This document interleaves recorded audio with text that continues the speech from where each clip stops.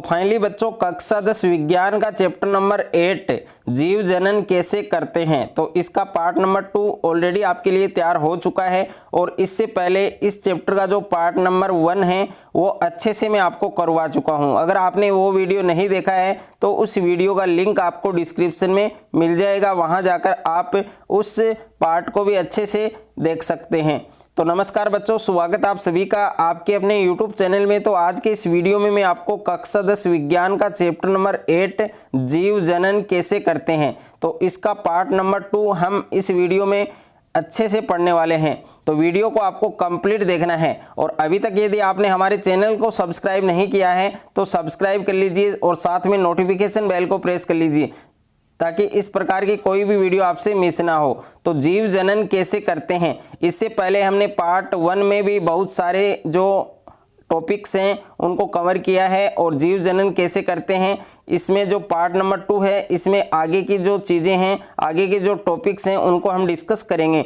और नोट्स के रूप में साथ साथ आप इनको लिख भी सकते हैं या आप इनको परचेज भी कर सकते हैं। और नोट्स आपको कैसे परचेज करने हैं पूरी बुक के, तो वो आप डिस्क्रिप्शन में देख सकते हैं। तो इसमें सबसे पहले आपके लैंगिक जनन है, यानी लैंगिक जनन किसे कहते हैं। तो लैंगिक जनन की जो परिभाषा है वो आपको अच्छे से याद होनी चाहिए। तो लैंगिक जनन की जो परिभाषा मैं आपको बता रहा हूँ वही परिभाषा आपके लिए इम्पोर्टेंट है कि लैंगिक जनन क्या होता है।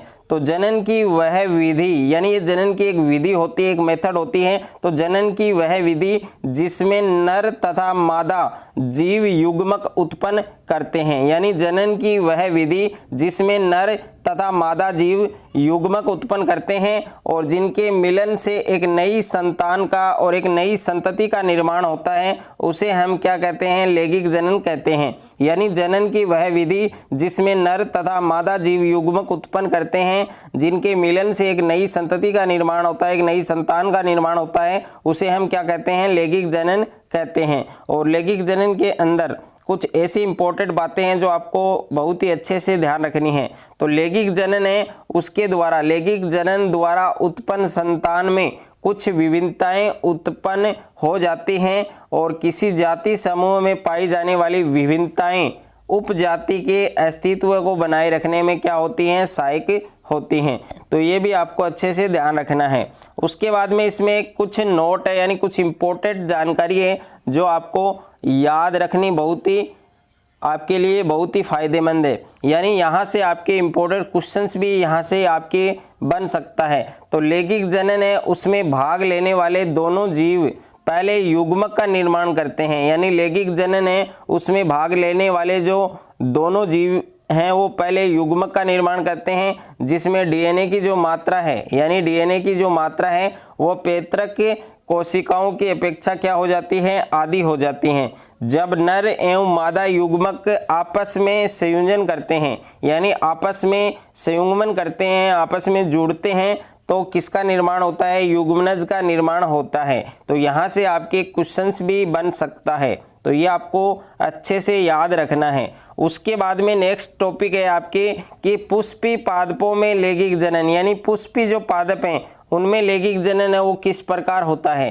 तो आवर्त बीजी के जननांग पुष्प में पाए जाते हैं, यानी जो आवर्त बीजी हैं उनके जननांग है वो पुष्प में पाए जाते हैं। और पुष्प के मुख्य 4 भाग होते हैं। पुष्प के कितने भाग होते हैं, 4 भाग होते हैं। और यहाँ पर पहला भाग है आपके, पहला प्रकार है आपके ब्राह्दल, और दूसरा है आपके दलपुंज, और तीसरा है आपके पुंकेसर, और उसके बाद में है आपके स्त्रीकेंसर। इनके जो कार्य हैं उनको भी हम आगे डिस्कस करेंगे। और ये आपके पुष्प जननांग है, यानी पुष्प है उसके 4 भाग होते हैं, बाह्य दल, दलपुंज, पुंकेसर और स्त्रीकेसर। ये जननांग है जिनमें क्या होती हैं, जनन कोशिकाएं बनती हैं। यानी जनन कोशिकाएं किसमें बनती हैं, ब्राह्दल में, दलपुंज में, पुंकेसर में, स्त्रीकेंसर में। ओके, इनमें क्या बनती है, जनन कोशिका बनती है। तो ये आपको जरूर ध्यान रखना है। और उसके बाद में है आपके पुष्प है वो आपके 2 प्रकार के होते हैं। एक तो आपका एकलिंगी पुष्प होता है और एक होता है उभयलिंगी पुष्प। तो सबसे पहले हम बात करेंगे आपके एकलिंगी पुष्प के बारे में। यानी एकलिंगी जो पुष्प है वो क्या होता है, तो जब पुष्प में केवल एक जननांग पुंकेसर अथवा स्त्रीकेंसर उपस्थित होता है, यानी जब पुष्प में केवल एक जननांग उपस्थित होता है, या तो पुंकेसर होगा या फिर स्त्रीकेसर होगा, इन दोनों में से एक ही जननांग उपस्थित होता है, तो उसे हम क्या कहेंगे,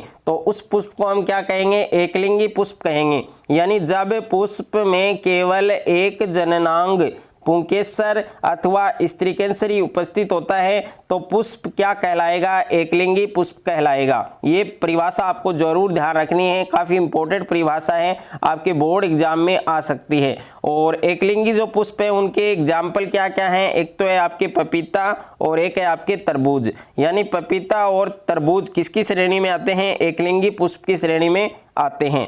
और उसके बाद में नेक्स्ट है आपके उभयलिंगी पुष्प। यानी उभयलिंगी पुष्प है वो क्या होते हैं, तो उभयलिंगी जो पुष्प है उनकी परिभाषा आपको क्या ध्यान रखनी है कि जब पुष्प में स्त्रीकेसर और पुंकेसर दोनों उपस्थित होते हैं, यानी जब पुष्प में पुंकेसर और स्त्रीकेसर दोनों उपस्थित होते हैं तो ऐसे पुष्प को हम क्या कहते हैं, उभयलिंगी पुष्प कहते हैं।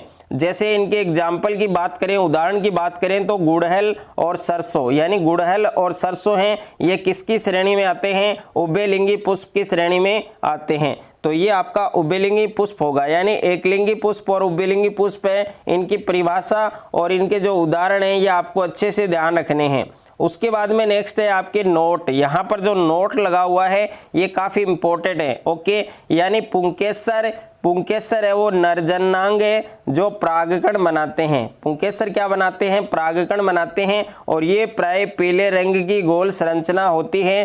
पुष्प को छूने पर हाथों पर पीले रंग का पाउडर सा लग जाता है और वे परागकण ही होते हैं। तो ये आपको जरूर ध्यान रखना है कि पुंकेसर है वो क्या होते हैं, नरजनांग होते हैं और परागकण बनाते हैं, और ये प्राय पीले रंग की क्या होती है, गोल संरचना होती है, और पुष्प को छूने पर हाथों पर पीले रंग का एक पाउडर सा लग जाता है और वे परागकण ही होते हैं। उसके बाद में है स्त्रीकेसर। स्त्रीकेसर है वो पुष्प के केंद्र में स्थित होते हैं। स्त्रीकेसर कहाँ स्थित होते हैं, जो पुष्प का सेंटर होता है, पुष्प का जो केंद्र होता है उसमें स्थित होते हैं, और तथा ये मादा जननांग कहलाते हैं। जो स्त्रीकेसर होते हैं वो मादा जननांग कहलाते हैं। और स्त्रीकेसर के 3 भाग होते हैं, जिसमें आधारीय भाग जो फूला हुआ होता है उसको हम अंडाशय कहते हैं, और मध्य में लंबा भाग होता है जिसको हम वर्तिका कहते हैं, और जो शीर्ष भाग होता है उसको हम क्या कहते हैं, वर्तिकाग्र। ओके,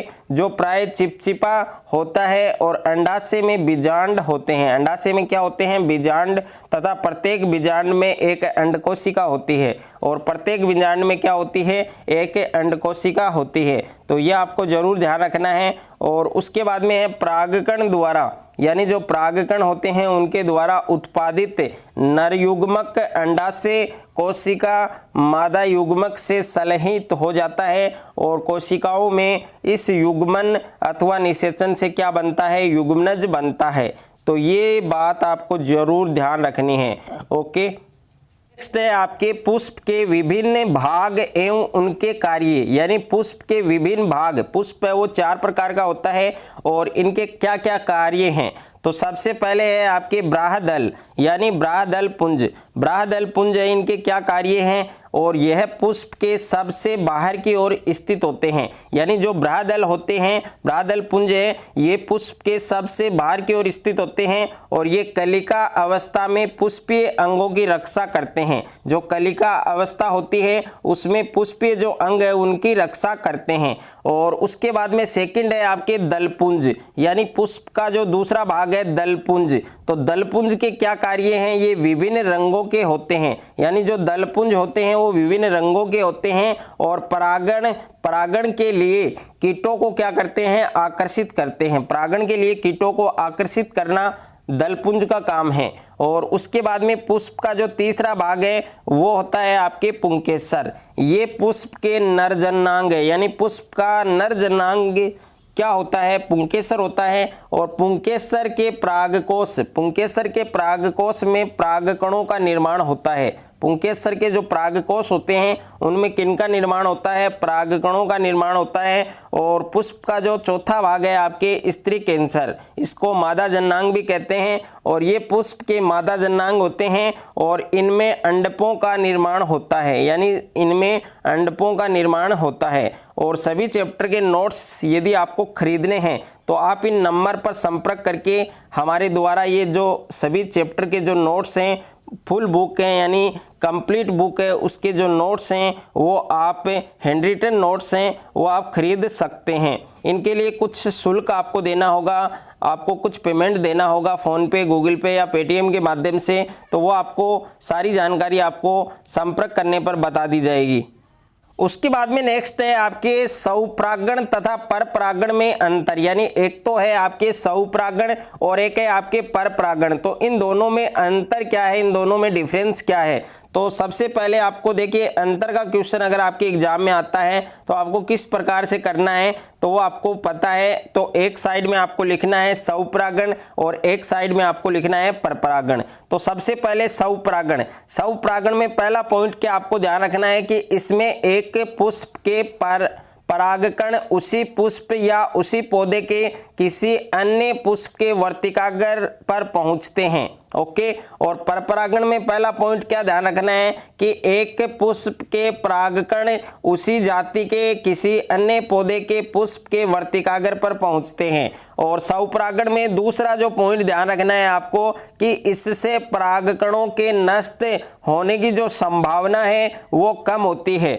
और परपरागण में दूसरा पॉइंट क्या ध्यान रखना है कि इससे परागकणों के नष्ट होने की जो संभावना है वो अधिक होती है। और उसके बाद में स्वपरागण में तीसरा पॉइंट आपको क्या ध्यान रखना है कि इससे उत्पन्न बीज कम ओजस्वी होते हैं। और परपरागण में तीसरा पॉइंट क्या ध्यान रखना है कि इससे उत्पन्न बीज है वो अधिक ओजस्वी होते हैं।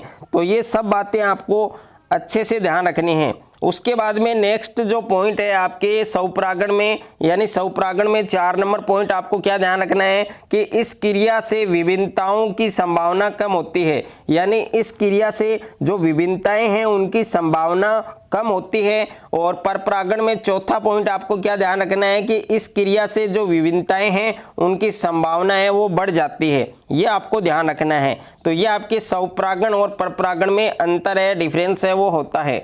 और उसके बाद में नेक्स्ट है आपके मानव में लैंगिक जनन। तो मानव है उसमें लैंगिक जनन है वो किस प्रकार होता है। तो जैसा कि हम जानते हैं कि आयु के साथ साथ मानव शरीर में कुछ परिवर्तन आते हैं कि जैसे जैसे मनुष्य की आयु बढ़ती है वैसे वैसे उनके मानव शरीर में भी कुछ परिवर्तन हैं, कुछ बदलाव देखने को मिलते हैं। तो कक्षा 2 से 10 तक पहुंचते पहुंचते हमारी लंबाई और भार बढ़ जाता है। इस दौरान दूध के दांत गिर जाते हैं और स्थायी दांत है वो निकल आते हैं।